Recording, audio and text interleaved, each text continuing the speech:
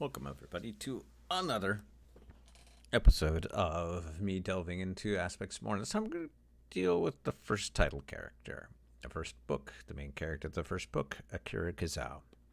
Sounds like an interesting name. Sounds like a familiar name. And believe me, you won't be wrong in surmising that. Just for clarification's sake, I was playing Minecraft Dungeons and said, I have an idea for a new character. I have a really good idea for a new character. So, on the fly, I just started writing, and suddenly her story developed, and characters started popping into my head, and other characters that I had shelved because I couldn't come up with a solid concept to really push them came into focus, and I said, okay, I know how to make this all work. And Akira Kizzau was born from my imagination and got me where I am with this. And she is the star of the first book and the book that people really love the concept behind, which is in the editorial phase right now. She is a blind elf, like I said.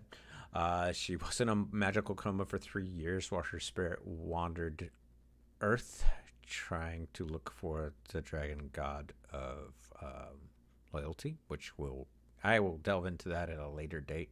It's not really a focus of the main of the book. It's just something that happened. And when she woke up, her skin condition was no more. She has long, red, wavy hair, which she used to dye and shorten, but she's been requested to keep her hair by her wife, which we'll get to in a minute.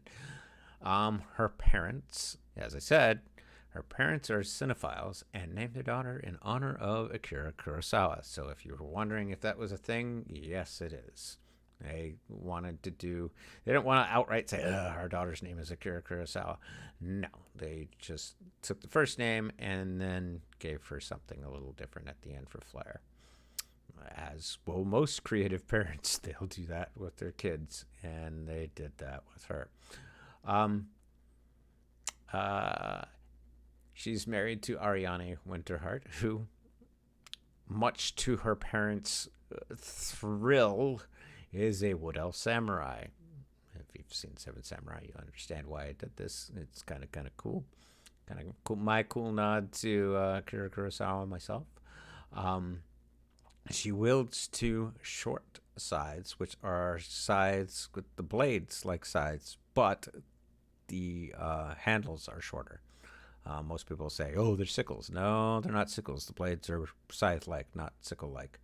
And the blades have purple and green runes on them. When she wields them, if she hits her foe right, they get slow, or she crosses them, a gas cloud comes out. Yeah. She is she's a retired wither. They're information gatherers for all of the aspects of Mourn. They're helmed by somebody who is going to play a large role in this. Wither Widow, I don't want to spoil any surprises, but Wither Widow plays a bit of a role in the book. And lastly, this is what I really love about her. She is her own type of nerd. She loves, and like I said, this world knows the media and whatnot of our world. And she devoured the content of Terry Pratchett and found a wounded dwarf mimic down an alley one day who had been abused by a previous owner. She surmised, she doesn't really know what happened, but she nursed the dwarf mimic back to health and named it Pratchett.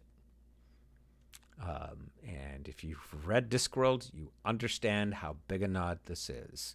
So yes, there's a dwarf mimic, and we will get to Pratchett at a later date.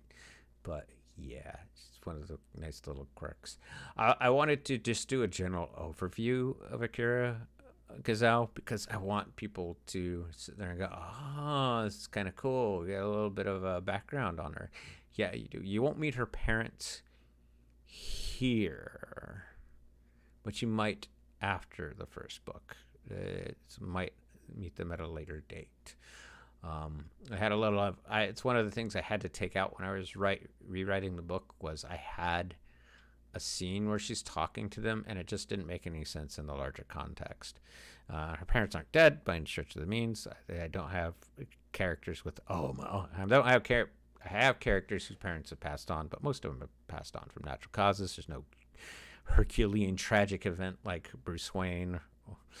I didn't do anything like that. I don't think that heroes have to have tragic backstories to be heroes.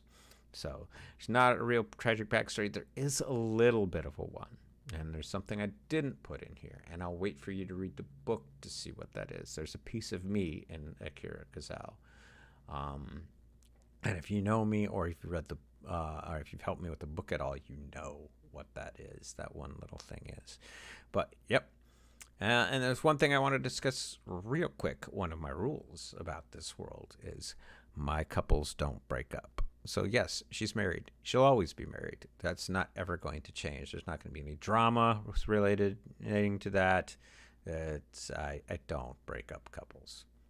Keep that in mind. That might be giving away a little bit, but you'll see. You'll see, because Akira Kizzau, the book, is a love story, but not the way you might think.